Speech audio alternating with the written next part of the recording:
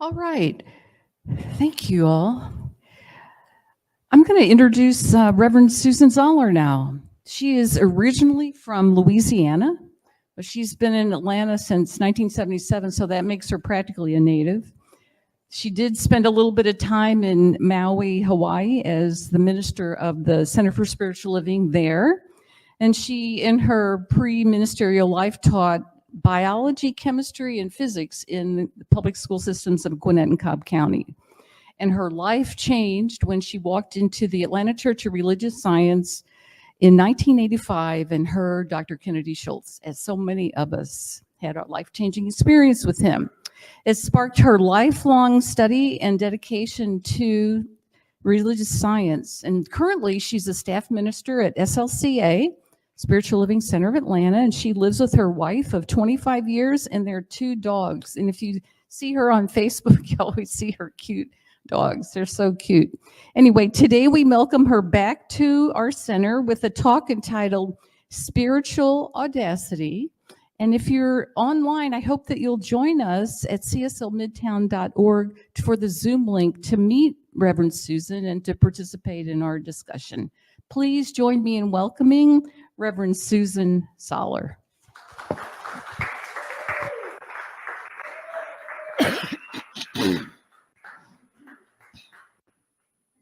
Good morning. I love art. This is one of my favorites. Can you see this? Adam and Eve stand here, and behind the tree, there's God with a long puppet on that looks like a snake. And I know that that's what a lot of people think of God as. Can you see this? Well, good. If not, Judy, would you pass this around? Because it has a lot to do.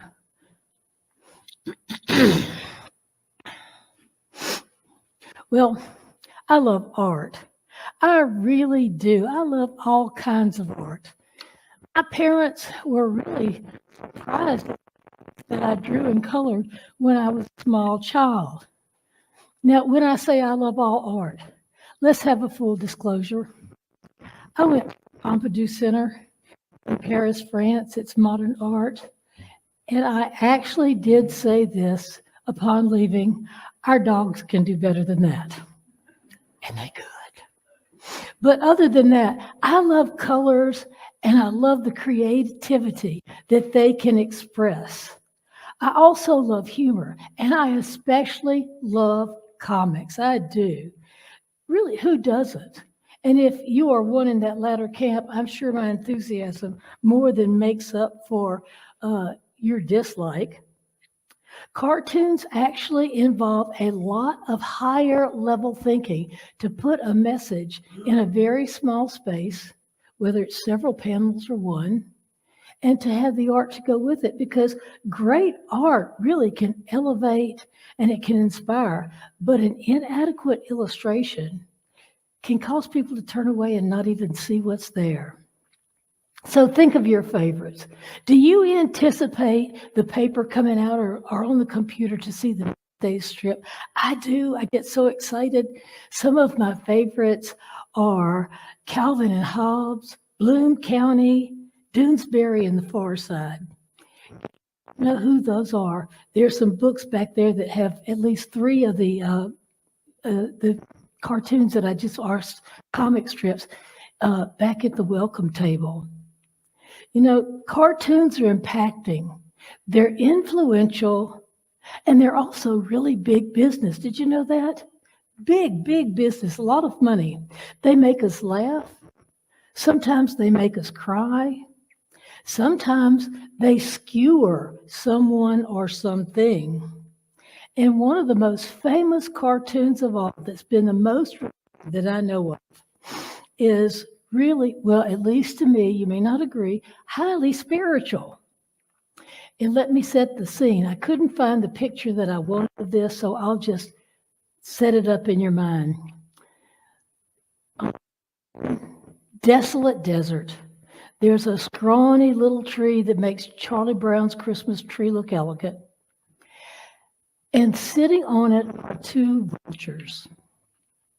Now, they're hungry. and there's nothing to eat in sight anywhere. And in particular, there's nothing that's just about to kick the bucket because vultures eat carrion or dead meat. It's not looking good for the home team, let's say. So one vulture sizes up the situation, and he looks at the other vulture, thinks for a moment, says, "Patience my ass, I'm going to kill something." He does. That's the exact caption that comes with it. I almost fell off a kitchen stool laughing when I saw that. I did. And you may be wondering, what in the world, Susan, does this have to do with today's talk? I mean, really? Well, it's especially applicable to this month's theme, as you know, Judy said, holy boldness, and today's topic, which is sacred audacity. So in thinking about that, let's think of how we were taught to think of God as children. Now, a lot of people don't like that word God, and they have their reasons for it. And if you listen to some of them, you'll hear them. So things like, I was going to go to hell if I didn't please him. As a child, I was beaten over the head with religion.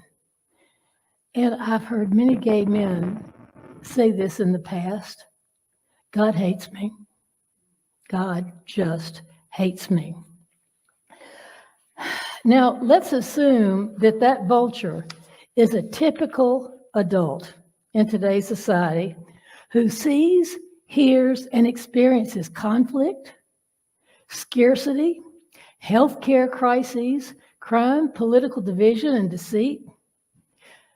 It's everywhere. It's in the news. It's on the television. It's talked about. So is it a surprise that that average vulture or person would feel somewhat helpless and perhaps hopeless? Rather than view the government as an answer, a lot of people view it as the problem. Now,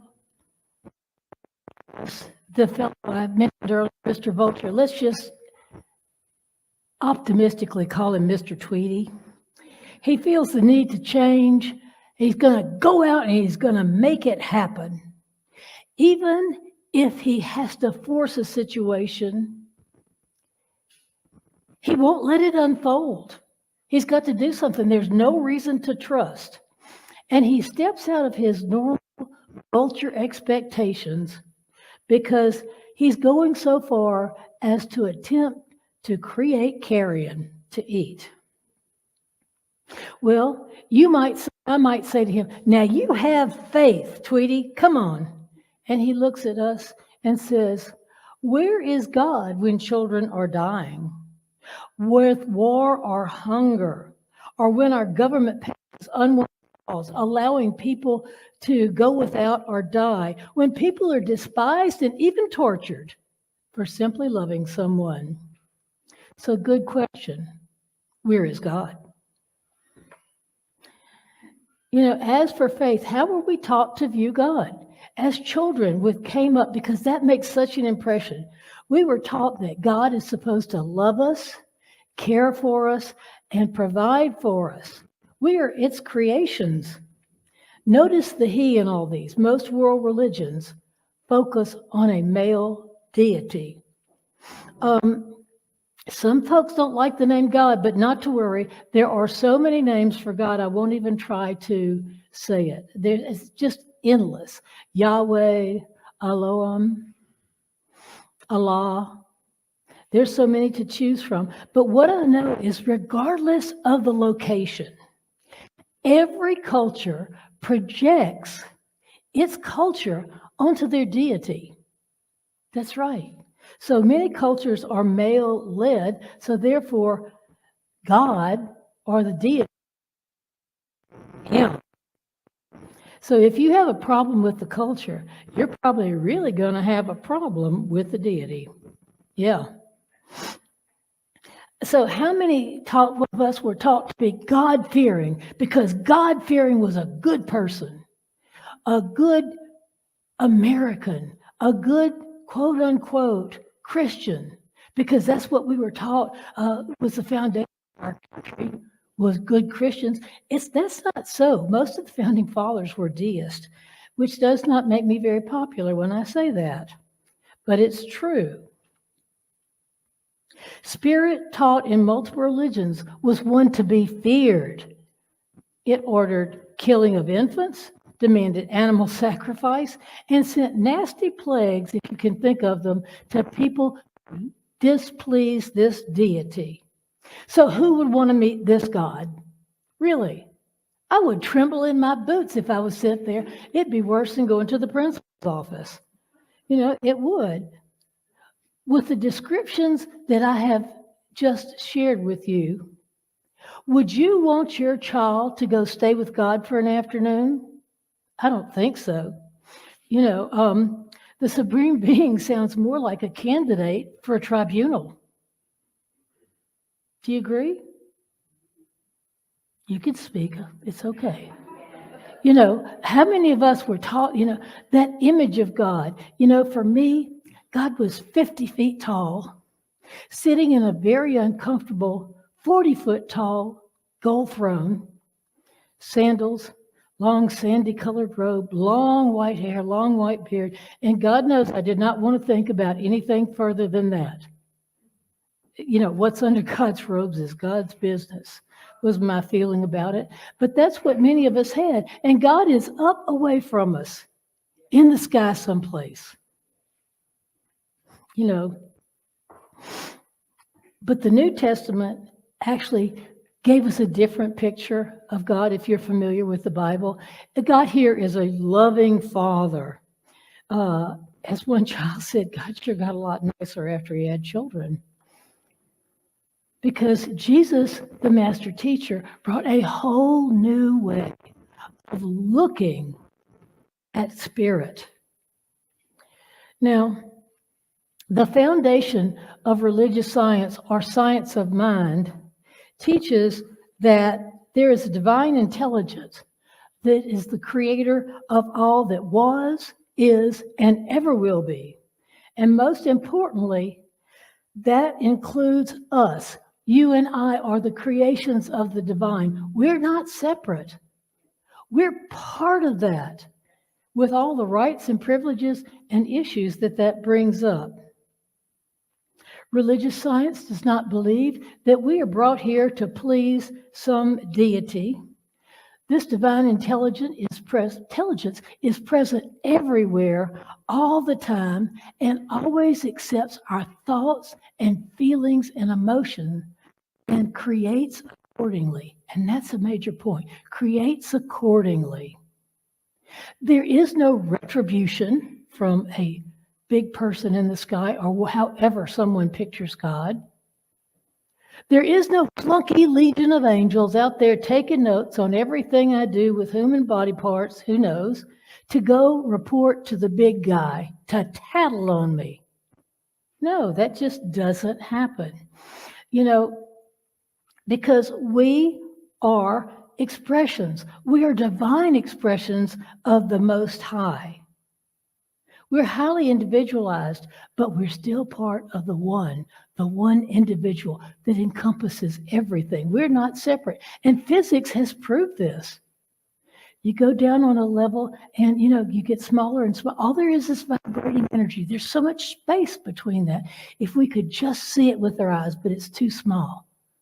And that can always be reconfigured.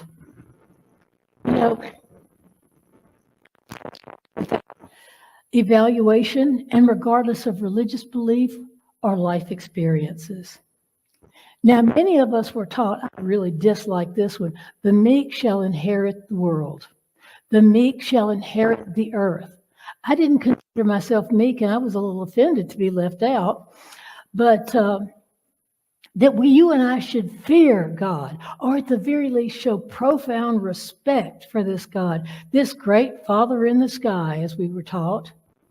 If it be His will, our desires, wants will be granted. But if not, too bad, tough luck. Find a way to deal with it. That's all there is. You better do something to get in His good graces so you can get what you want. We were taught that religion is a set of rules that you have to live by to be a good person. I know a lot of people, my parents included, you had to do these things in order to be good. Why exactly they couldn't tell you, but that's the criteria. You have to be good. Well, okay, if all else fails, there's patience my ass, I'm going to kill something. If we do not believe in the promises we were taught, such as ask and it is given, knock and the door shall be opened, well, better do something, which I refer as the gonna kill something, to create a better life. Gonna kill something represents a disbelief that we will have prayers answered, that we will be provided for. And so it is a lack of faith. It says there's no reason for faith, that we have to make things happen. Absolutely. Use your will and get what we want. We have to make it. How many of you ever felt that way? Just me, I knew it. Okay. Let's tell the truth. How many of us ever felt that way? Okay, I see some of you not raising your hands. We'll talk later. But thankfully, this is not so. The mystics of the world's religions have all taught oneness, unity. A mystic is one who rises up above the dogma of a religion and sees a greater view. And that's what they see, is this oneness, this love. There are no rules to follow, no membership requirements. Each of us is the child of spirit. And we're not here to cower before our Creator. Some people think they have to. What I think of as the meek. Oh God, please, if it be your will, if I'm not too bad, if I haven't sinned too much, can I please fill in the blank? It's not that way. God, who is not a big person, capital B, capital P, but rather an infinite energy field which is always responding to us. Ask, and it is indeed given. Nothing is withheld from us. There need be no negotiation or supplication. It's an honor giving. God always says yes, but what we have to do is claim what we want, claim what we're praying about. There's no begging required, and this ultimate universal inner field is how I think of God, by the way, is always creating without judgment. No one's up there and no little angel is poking God to say, Susan didn't really mean it. She didn't mean to say that or be rude or whatever other various big sin she can take. A lot of people think they have all done the ultimate sin. But when you ask them what it is, every person has a different answer for what unforgivable thing they have done. But as we think and feel and act and even believe, even if we don't know we believe it, that field is responding to us. Absolutely. This is prayer. It's not just some letter to God. This is the way I used to think of it, is our Father is very, dear John. And it ends with, very truly yours is amen. It's not like that. We're always praying. We're always emitting energy. And we are very powerful transmission stations. Absolutely. Without judgment. Just accepts it. Now, every wave of energy we emit goes out and gets responded to. And you think, oh, I thought a thought. I thought a negative thought. Oh, no, I'm thinking a thought about thinking negative. Oh, that's not what it is. If it's a one little thought, I don't think that's going to make a big ripple. But it's the overall average of our thought, of our feeling, of our belief system. Is it possible to think something once and have everything change? Yes, it is. But we have to totally accept, totally embody and take in on a cellular level and subatomic that which we are thinking. I think things can change in a heartbeat. I've read of examples, and I know that it's possible. But if we want different results, we have to have different experiences by creating different thoughts and beliefs and acting differently.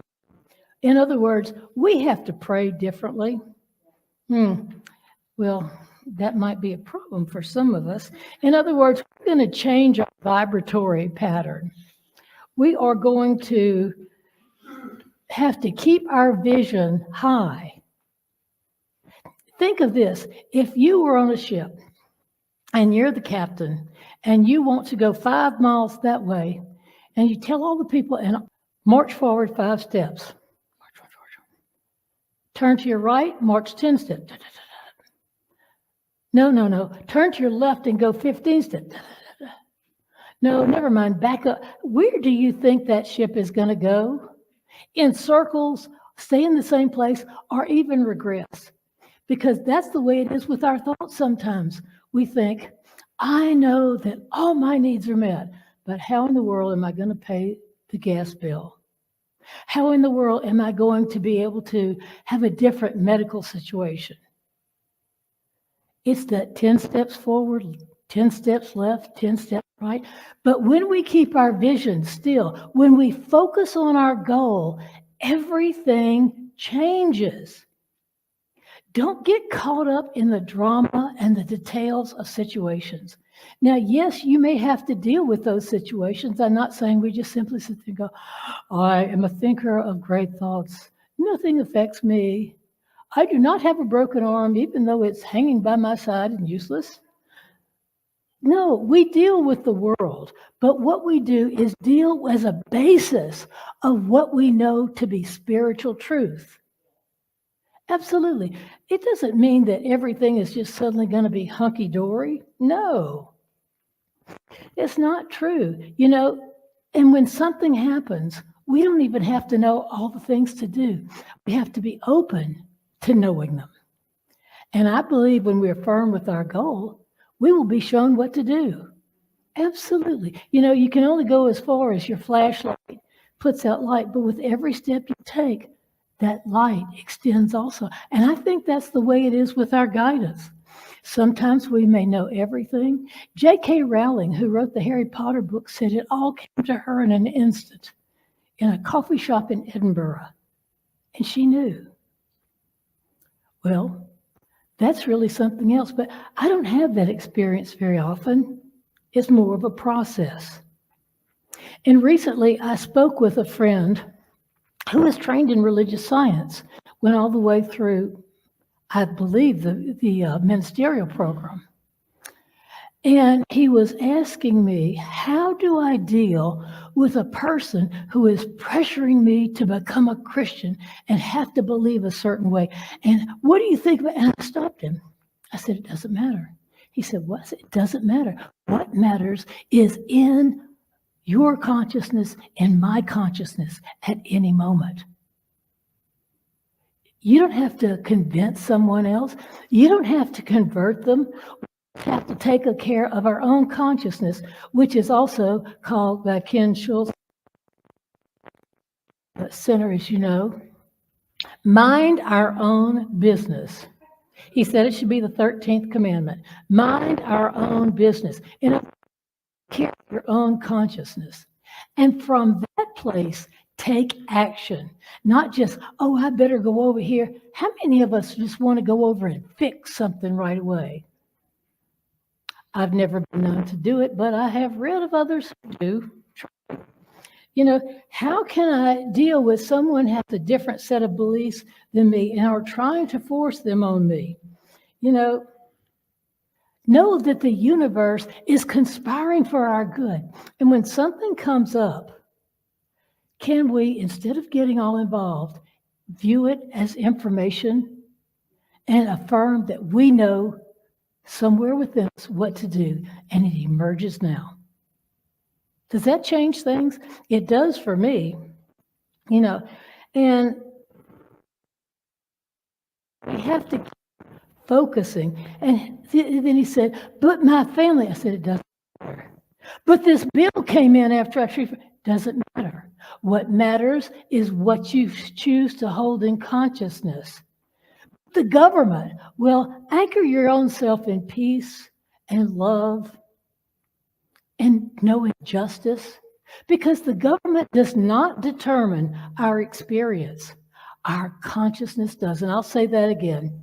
No matter what side of the political spectrum you're on, the government is not determining your experience, your beliefs, your feelings, your actions. They are, because they're getting reflected back to us as the event of our lives. You know, the facts are the facts, at least for that moment, because facts change all the time. It is much more effective to go to the place that creates the facts that are in our physical world than to keep diddling around with this or that or the other in our physical world. It's like going to a mirror, seeing ink on the face that's reflected, and keep wiping the mirror, but the ink doesn't go away. Go to that place within that is creative, that is always said yes to. Absolutely. You know, this is spiritual audacity. You know, clearly and deliberately speak your truth. Teach yourself to believe differently. I told myself once, you know, it's kind of like saying, I'm going to wake up 5 minutes before the alarm clock goes off, and you do. Well, tell yourself to notice when you're thinking something in opposite of what you are affirming. Absolutely. I was working on something and I decided I would notice every time. And my word, was I shocked at how much I was. You know, it's like that person who's always trying to lose that same 20 pounds, but then a Twinkie calls out. Or I'd really like to have a good financial situation, but there's a new shirt on sale at Macy's. And I know people who are like that. They just have to go for something. And I ask myself, when I am in that place, what am I going for? I'm going for immediate gratification to make me feel good for the moment, but it doesn't really address the issue. In fact, quite often it compounds it. You know, it does. So quit messing around with what if, and this happened, and he said, she said. If it's not in alignment with your true desires, let it go. But the first thing is to notice when you're doing it, because it's like a fish in the ocean who says, what water? We're so used to believing something that we don't even realize we believe it. I had something recently, I realized every time I was thinking a brick in the wall of what I did not want, I didn't even realize it. And all of a sudden, we were doing a meditation the other night in an online group from church, and it came to me, let go of your own bonds. Let go of what is binding you, because it's self-imposed. Absolutely. This doesn't involve any manipulation of another person, any harm to another person, and it doesn't involve control. It will happen naturally. It's the God-given power we were born with, that we are entitled with, that is always with us and always available. You know, we were not born to be, as I said earlier. Some have more outgoing personalities than others, but it doesn't matter. Whatever is your way to live larger and greater, it can be yours. It is yours on some dimension if it's claimed. So let us claim and focus our energy and create through inspired ways, not just from ordinary conscious thinking, that we can have better health, better finances, more love in our life. We can create that which we want, that great job or that perfect place to live for us. Absolutely. We use that power to have more and better for not just us. It's not just all self-centered. But as we raise our consciousness, each of us adds to the consciousness of the world. You know, we have clean air, clean water, food, and shelter for everyone. It absolutely is. We have to stop believing that it isn't. And we need to take inspired action. I'm telling you, you go within, get quiet, and I can help you with this at some other time to see how to do it and see what we need to know. It's just like the other night. It shocked me that I was binding myself. And yet there it was right in front of me. It is possible to have peace on this earth. It is the belief that it's not possible that keeps it creating itself over and over and over again. You know, because how many of us change our mind, but we change it back to the exact thing we were thinking before? I've never done it, but I think I may have. But you know, I do love me some art. Art in all its forms is really divine creativity. And sometimes a picture transports me to a whole different level. On a daily basis, I do read the comics. Calvin and Hobbes inspire me to see things differently. Satchel Fuzzy, and if you don't look at him, renews my love of innocence. Zonker from Doonesbury reminds me we don't have to grow old just because we are older. Now, Bert Breathed, who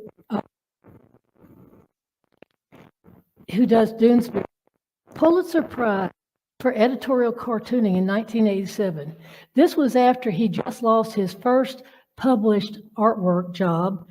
He made a cartoon about a court-imposed busing order for the community, and it was met with outrage. His published strip was at the University of Texas, and it got the attention of the editors of the Washington Post, who offered him a syndicated nationally strip.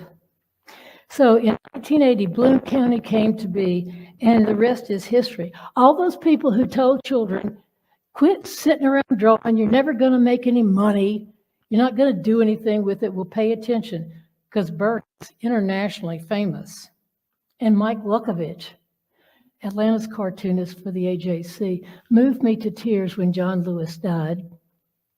There was a picture of John Lewis at the pearly gates, and he was met with the words, "Oh, thou good and faithful servant." It gives me chills even today. You know, whether you're an artist, an engineer, or an inmate in the Atlanta jail, we all have equal access to God, no qualifiers, available to everyone. So when you and I want to have greater experience, let's remember, he said, she said, they said, doesn't matter. Mind your own business, tend to your, but a law passed that pay attention to your own thoughts. Be part of creating a more just and loving world from inspiration rather than anger. Or how about somebody just shot up a gay club in Orlando, or a movie theater in Aurora, Colorado, or a synagogue in Pittsburgh? We're going to feel what we're going to feel, but can we go within and meditate and find that peace within us and live it? You may choose to take an action, but it will be different. You might try a little higher level thinking, you know, maybe a little far side, and you can learn the real reasons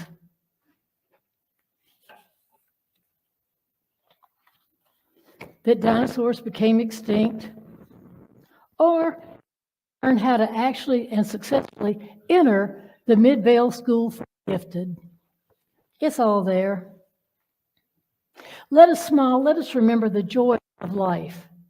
Let us laugh. Let us lift ourselves up, knowing all this is still going on in the world, because we have that power, and it's wonderful. You know, it's interesting. Faith, audacious faith, is not just a good idea. Really. Blessed be, and so it is. Thank you.